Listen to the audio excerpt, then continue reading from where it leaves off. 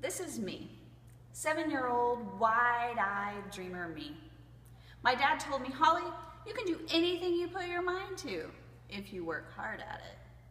I didn't quite understand that this whole statement came with terms and conditions because right away in first grade, I knew I was extremely different from all the other students. I couldn't read or write. This was going to prove for a lifetime of challenges. This is me at 2013 TEDx Indianapolis, and I was volunteering.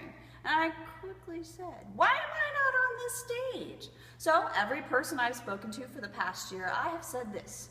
I will be speaking at TEDx, they just don't know it yet. This is my family and co-dreamer Dave Combs. We live our lives in a way that show our children that dreaming is important. These are our kids. We have 2 by birth, but we have countless by calling. We think it's important to live our lives in a way where it is an example, not just telling people to dream. Here I am saying some important things in this student's ear. These students are challenged with producing a self-portrait. They say, I can't do this, it's too hard. But in their ear, I say, you've got this. You're gifted, you're amazing, and most importantly, I tell them that I love them. Look what happens. They get the confidence to make extraordinary things happen. They produce their work of art, and most importantly, they were challenged to work on the art of life, which is way more important than art.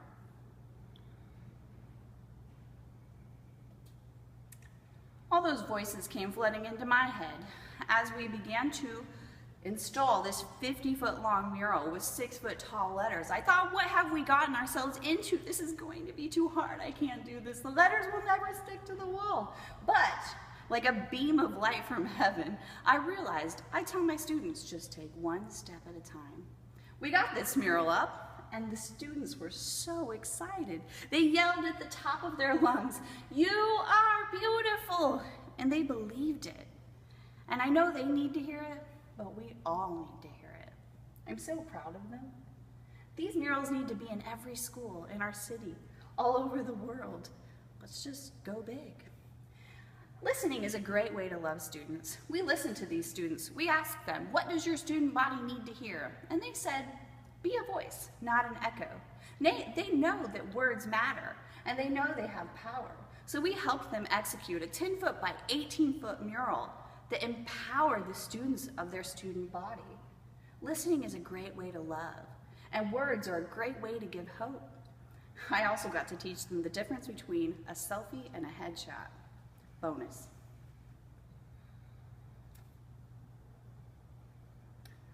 I always like to challenge myself, so I said, hey self, why don't you give this challenge to adults? I did, and they did an extraordinary work of art. Each adult was given a shaped piece of cardboard that then produced this message. Each of them had a voice, but then it was for one message, the message of harmony. I decided that I should go and work with juvenile detention centers. And as I stumbled in and saw the one thing they needed, I realized it was hope. I put stickers on their ankle band that say, you are beautiful. But most importantly, I go inside and I ask them, what is it that is on you that's holding you back? It's not the freedom that you've lost. It's the things that people have labeled you that hold you back. And I ask them to dig deep, and it's really hard. But these are the type of things that they write down.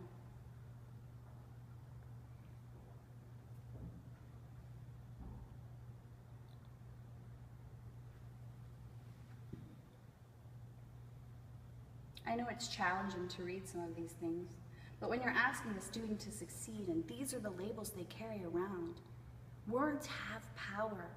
Words change lives. Words can destroy. And I challenge them to rip off these labels. This is my label. Throughout my academic life, I was called slow and stupid so many times I couldn't count. Words have power. We need to give hope. I throw this label away every day, and I went back to the counselor who put these labels on me, and I said, that day you didn't crush me. Your words had so much power. And as I slid my book onto her desk, I said, I'm a published author now. I'm a world changer. And you that day didn't crush me. But your words have power, and choose them wisely. Because you can either build a student up or crush them. Because I'm an executive director of the Department of Public Words. And I'm a mom of 2 beautiful children. I've been married 14 years. I'm an award-winning teacher. And most importantly, I'm best friends with the creator of the universe. These are the things that define who I am. And I just want to ask you to shred the labels that are holding you back. What things do you carry around every day that stop you from being what it is you are gifted and talented at being? Because you've got to take them off. You have a responsibility to the world to be that person. And I'm sorry that those labels were put on you. Remember when I told you? I told everyone for the past year I'm going to be speaking at TEDx. They just don't know it yet. Well, guess what? They know now. I will be speaking at 2014 TEDx Indianapolis, and I am so excited. You have to speak your dreams into existence, and I'm giving you permission to do that. I gave my student permission to do that. I told him what my dad said all those years ago. I said, you know what? You can do anything if you just put your mind to it and you work hard. And this year, he graduated from high school. I cried like I was his mama.